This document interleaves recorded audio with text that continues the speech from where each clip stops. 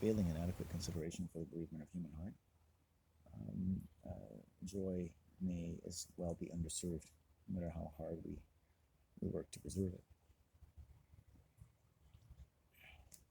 It's not, it's okay to feel the weight and the specter of the deadliness to things. Our heart feels that. You could live in the most positive world, and yet if you look in your heart, you think, I would listen to all these spiritual people, and everyone is working hard, but my heart feels like shit. I've talked to children who say, like, I come from a good family, my parents aren't divorced, but I'm popping antidepressants like they're Tic Tacs, and nobody knows why. Because the world hurts. That's why. And sometimes when you listen to people who seem to know how the world hurts, not because I'm an expert, but because, like any victim, my voice knows why the world hurts. Every victim knows what I know, what I will ever know, what I have ever known, at least in the area of what we can know from human pain, especially unnecessary pain. It's one thing to stub your toe, it's another thing to live with chronic shock from malignant human behavior, most of which is considered perfectly normal under the usual parameters of the sexualization and socialization of all human beings in the industrial, educational, medical, and economic systems of the world, dominion over the human flesh and blood.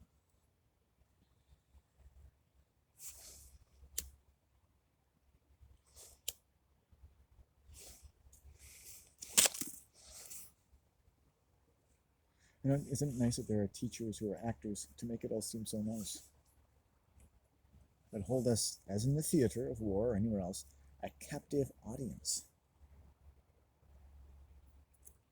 As though in the darkness, as they educate us with the light. But you know who has the most light in the school? You do. The light is not in the teacher, it is in you. And they are feeding upon your light, not the other way around. They're sucking on your light. And they're the ones who get paid with your parents' flesh and blood. Fuck me. They're cannibalizing you and your parents. The ultimate welfare parasites, teachers. Police officers, actors, liars, real estate agents, you name it. It's something that we could accuse anyone of because the economic system makes parasites of us all. Actors and liars. And like money, the only one who benefits are the people who are the producers of the theater. And the money. Money is the capital of the theater. And it's based on playing roles and undertaking actions which lose the name of action. In so much as they add to your life as much as your own actions, if they were your own, should add to your own life. My exertions in nature add to my life. It is not a job. It doesn't make anyone money. In so much as it constantly seems to deprive me of any critical interest in making money, you would say that my way of life is extremely counter-economic and counterproductive. And many people, I'm sure, who think themselves eminently gainfully employed would form upon me in what I would consider a most predatory way under the pretext that I was simply insufficiently employed, and how that reflected poorly upon my character or my role in the economic theaters of the world, and would recommend me as nothing short as a surrogate father scapegoat with no voice, who could give you nothing but excuses to hurt me with impunity in a way that would completely and adequately substantiate everything you would say is the laudable dimensions of your profession or your job or that of your people or all people in the world, in the name of your God and job and whatever else. And that's a fact. Now think about that and how that helps us understand the human race.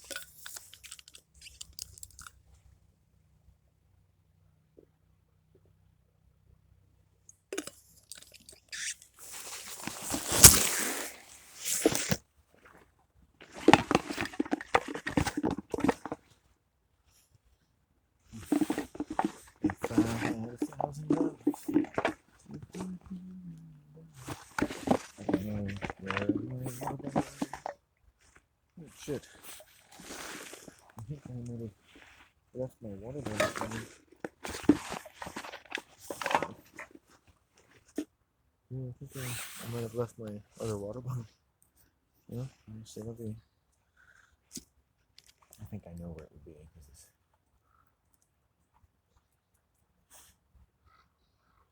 Yeah, oh well. I will need perhaps another water bottle.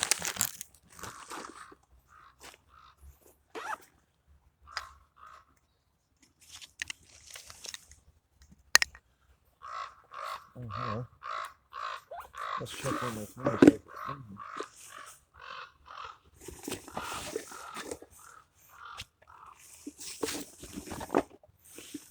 Oh.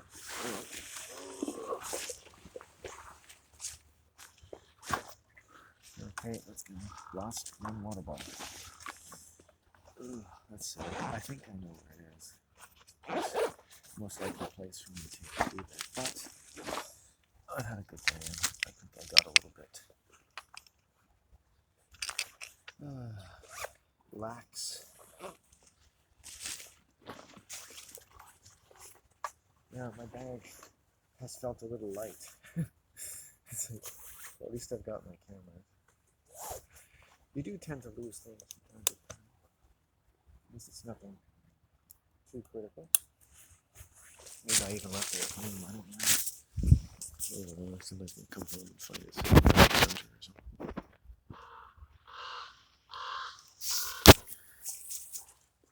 Make sure it's not sitting here. Okay, let's go. Such a good day though. I probably have another water bottle around the house somewhere. It was a good one because it keeps water cool quite nicely. We'll see. I found it actually, so I'm not really losing anything. Plus, it's out there somewhere. I'm sure I'll come across it one day. It's not really lost, it's just dislocated. It's probably a bad word. The violence of the world dislocated my shoulder 20 times. And it's amazing that can happen. It requires an enormous amount of domestic abuse and torsion, or tort, exerted by any number of people in a veritably psychotic or delusional state, precipitated by my failure to adhere to unspoken rules of various kinds of cult psychology to which every group needs to resort and finds itself inclined to resort to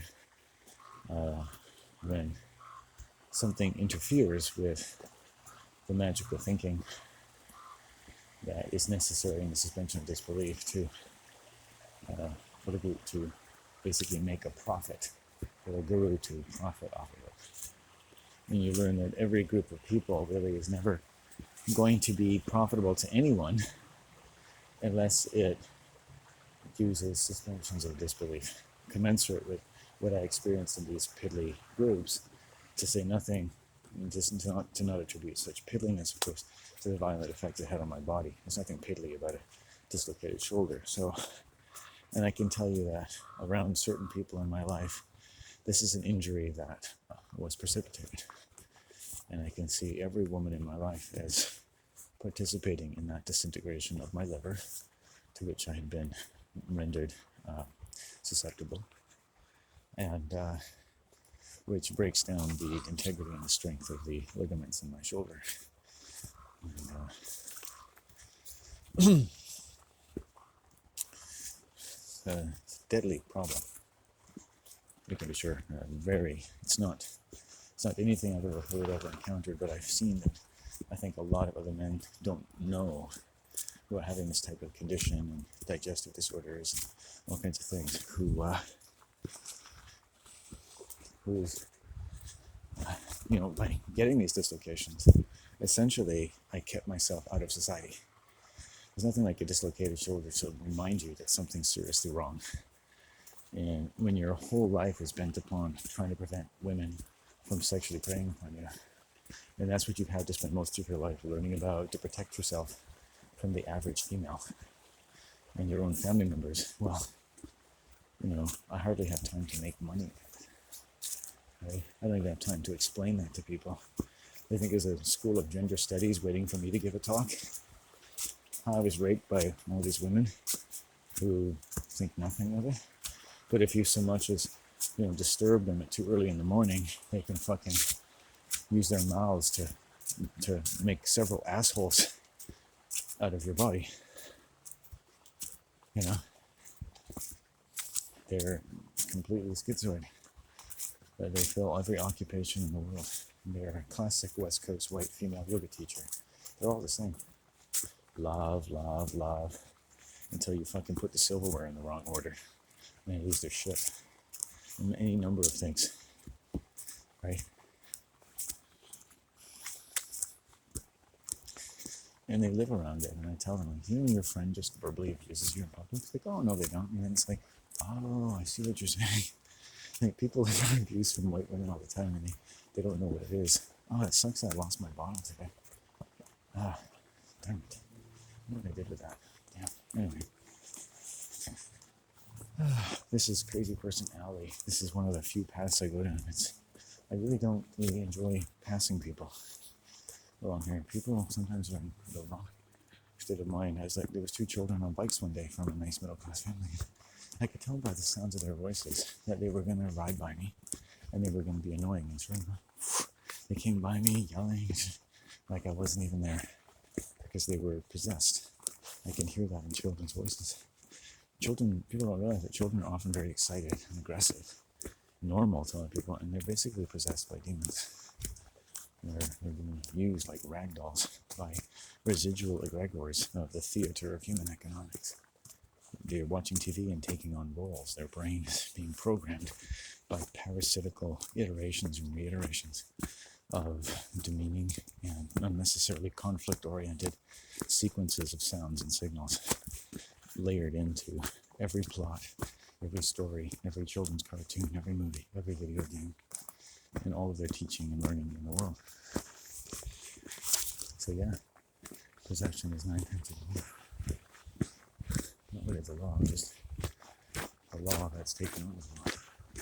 The mother's reproductive system, and that of the earth, and the father, son.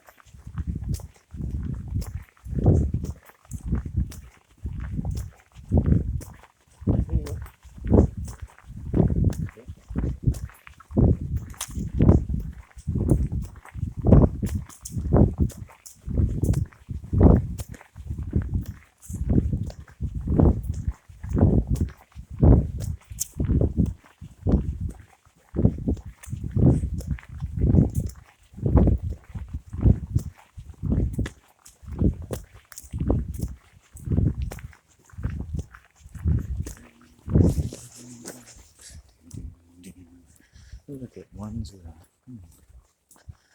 It keeps going.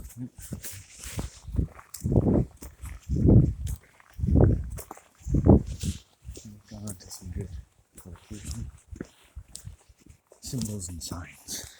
A discussion of the oppressive influences in all human behavior and its descent to such hellish redoubts and resorts as we should not like to criticize unless we can find some certain satisfaction and advantage in doing so.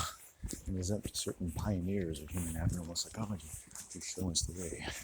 Welcome to my channel. I am one such man, a child bent into the shape of a very verbal 50-year-old virgin who sleeps on his mother's couch. Welcome to the ride of my life. And my theme song is going to be something about a girl in New York City. Cause I left a little boy in Kingston Town. Why are children always by themselves? And they sing about the things like nobody else. Hey, there's a Disney movie, but your mom is dead. The Harry Potter knows that there's a way to be led down the path of doom, but it's exciting too. Your uncle's like a fucking psycho who speaks out of the tomb, and there's nothing left but a magical chase. A gambit involving all human hate. Ooh, and a man named Snide, and Peter, and Tool, and a strange misgendered demon who plays you for a fool. It's okay, that's just an hour or so. A TV moment from the human soul. A financial instrument. Nothing that speaks out of every orifice but its teeth. Oh, yeah, the human soul is a demon. The human soul is an empty, dead body animated by nothing but whatever it needs to be to improve its own economic advantage, irrespective of its health or that of prospectively anyone else on earth. So no one ever is going to make a theory that accounts for the health defects and the violent vicissitudes of the human race, while going about a gambit to help everyone because of evolution, reality, and the unfortunate lapses in the ill condition of a human mind that is inadequately fucked up the ass by the people who know better than you do what to do with your entire fucking life or death, as the two become virtually fucking synonymous by every measure of your so-called life. And that should be the title of a TV show. And the song should be like, the universe was in a whole dot sleep. It had a kind of secret that it had to keep. It was nuclear. It was powerful. It was warm and cold. It kept you alive just long enough to get old.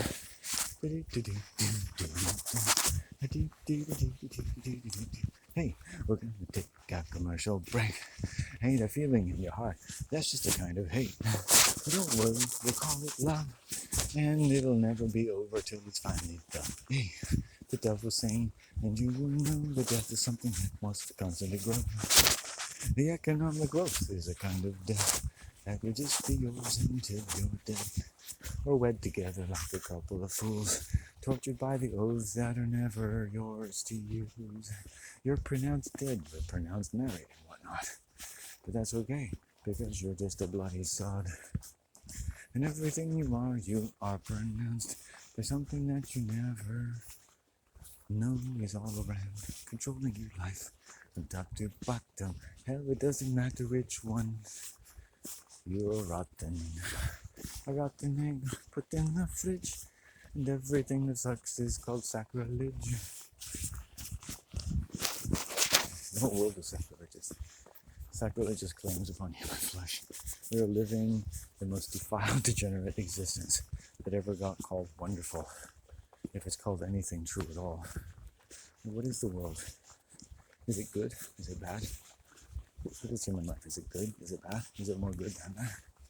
Is it good for you? Is it good for the people around you? Are these healthy, good people around you? The business of the human race is like a gyration of a giant pelvis, just about have a giant orgasm of human peace. And this is when we organize our pieces on the playing board of life just right. Or is it really just a gambit to get yours, no matter what price? And people who don't understand the language are just unfortunately weak lemmings in the great race and hunt of human existence, constantly chasing its own ass and getting buried in there so deep you don't know shit from Shinola anymore. Left from right, man from woman, it's all the same. Good from evil. Distinctions and such things are lovely and across the dinner table and when it's useful for our own advantage, but basically it's just what piece of meat is there so you can get yours. Who's the fresh meat at the table? Remember, people introduced to jobs, people introduced to schooling, cults, always have to be hazed or humiliated, because that's what the average sociopath does to you. You come into the used car lot, you deal with a police officer, what's the first thing they do? Humiliate you. Right?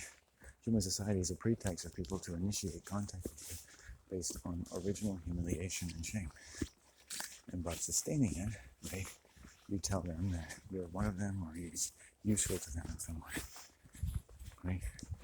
You interact with them, these people are ashamed just to be around. They have a criminal backing worth. Right? You can tell when you're around sociopaths because there's kind of a cold spot around them. Right? They keep to a very very cult-like sense of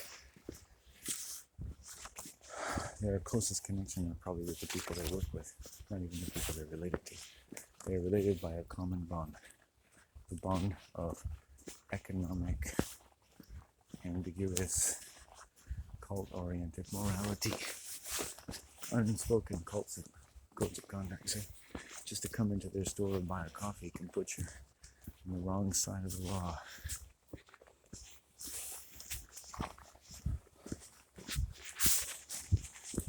Because you take too much abuse, or because you don't take enough. But everyone who comes into their store must be adequately abused, or else you will be asked to leave. It's strange how people groups, isn't it? I'm really tired. I'm gonna finish my coffee. I lost my water bottle today. It's silly of me. I've got to be more aware of that. Someplace I stopped. And I stop at a lot of usual places.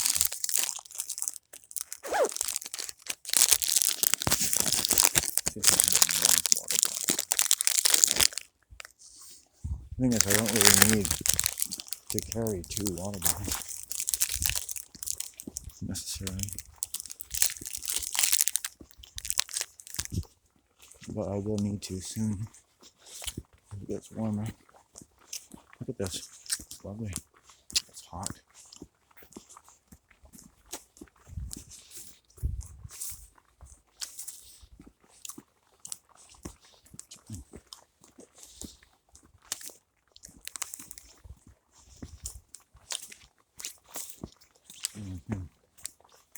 Okay. Hang on, man.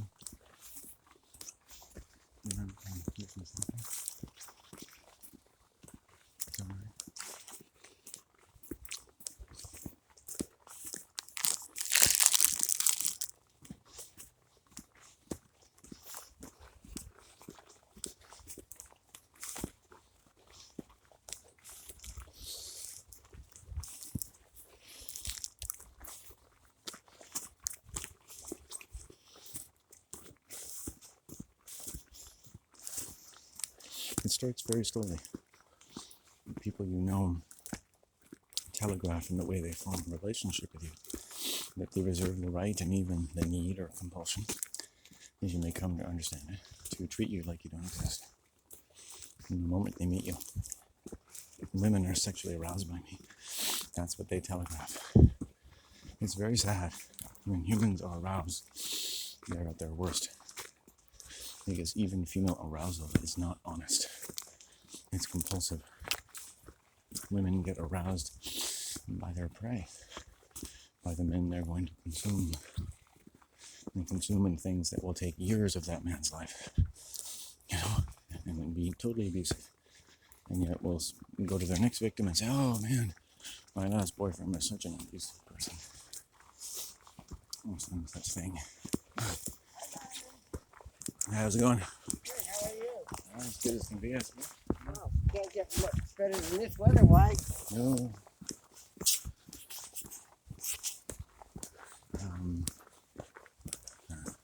Another woman who knows my name is a sick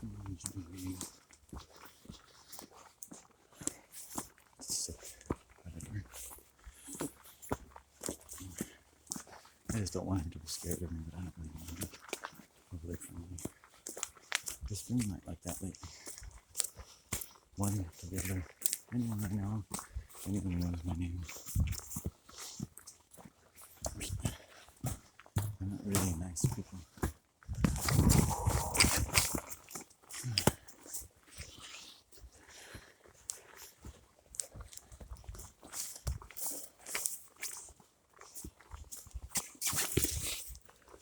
I'm surprised the first word out of my mouth wasn't an apology. And she gave me to think that I could walk just down a stretch of trail I didn't even need to go. And actually took my time to tell me that it was okay. And within 2 or 3 days, one of her neighbors came out and said, you can't walk here. And I was like, oh, okay, no problem. Just let you know, this lady, I think she called herself, told me I could. I said, well, that's nothing to me. It's like, okay, you're useless. How many people do you meet who would tell you to walk somewhere that you're not supposed to? Who should know better? They're just demons. Right? I'm gonna be your friend. You can't trust them.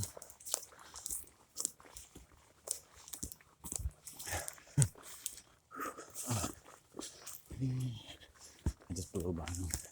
So it's 2 in one day. So one day it was several men. Now it's been 2 women.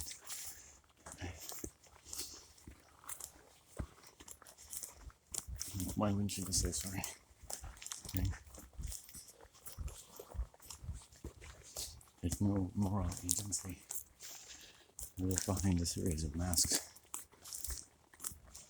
Men are not someone you have to apologize to. They get what they get. I just don't feel that respect from women. You can't trust them. You can't trust them. Those strange women I meet on here, least of all. But frankly, you just don't see them that much, and you see them in spurts. Like, oh, I tend to read a lot of evil. Right? They need to see me. Like, they've done something wrong. They need to see me. They need to know that they're not going to have to deal with it. They're not going to have to. Since they were children, they've never learned to be responsible for themselves. Right? Rather, it is I who should pacify them, make sure they feel safe with me. It's completely barbaric. I just blew by her. How are you doing? Well, as good as can be expected. I'm not making conversation with you.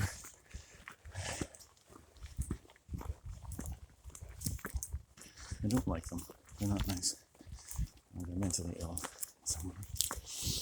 The woman presents a very different face to me depending on what I see her. Just they give you signals. And they tell you whether subconsciously or not that they're not totally well. What am I supposed to do with that? Pretend like everything's hunky-dory? Be their best friend every time they see me? Capitulate? Pacify? Pretend like nothing's happened? That's what they expect everyone to do all of their lives. But I mark well the behavior of other human beings, and I tell you that it is women most of all who seem to be the most costly, the most difficult to keep up, the most demanding. Right? What do we say? That she is high maintenance, the highest maintenance gender by far that I encounter. White ones, of course, the most of all. It's pretty damaged brown ones now. But, yeah.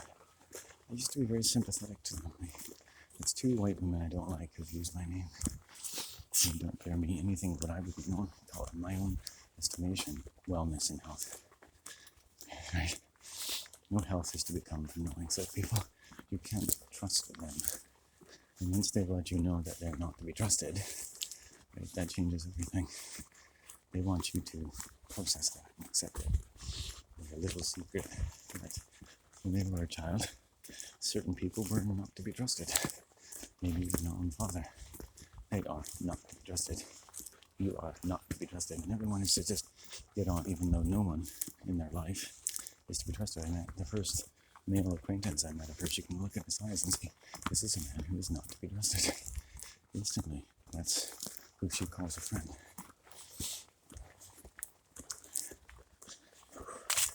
Her dog is nice.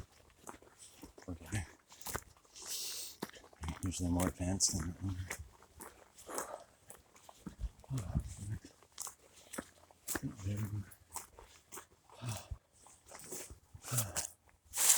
It's nice to encounter such people near the end of your day. You can just slip by them.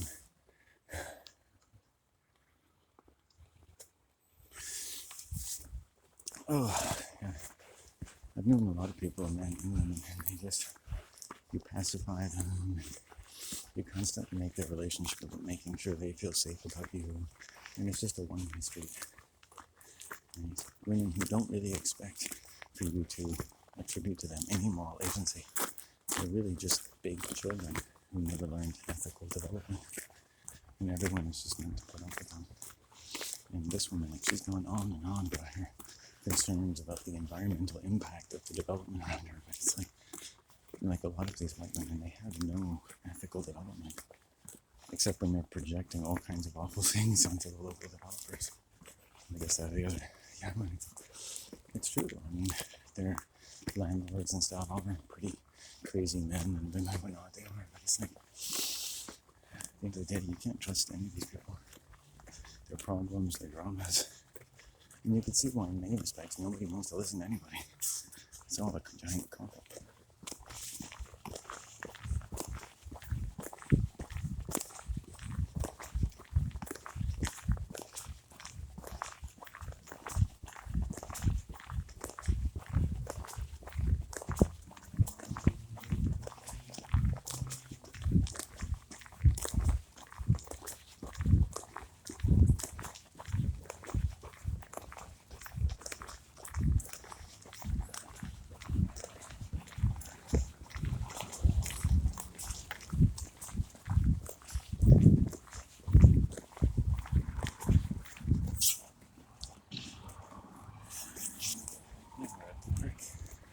I just sort of handily discard people. Like, if I can't trust you, even as a random acquaintance, what would it be like to know you would be horrible? Unfortunately, people will be perfectly honest about who they are. If not right away, eventually, and you just have to do your best with it.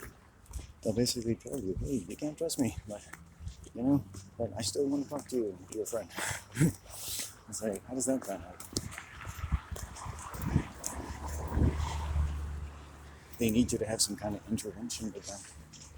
It's like, I get it. Like, women will lure you into disintegrating dynamics.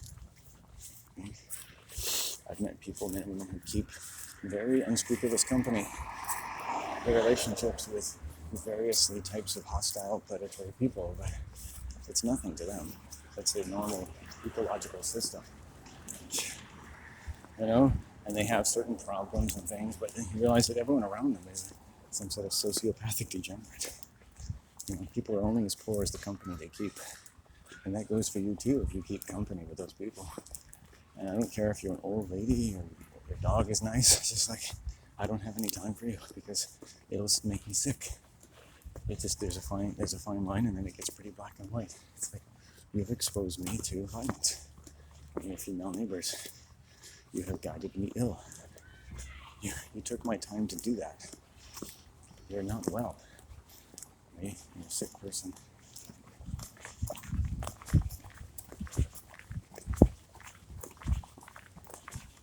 And these white women, they run their scripts. They just constantly chatter on and talk, no matter what they've said before.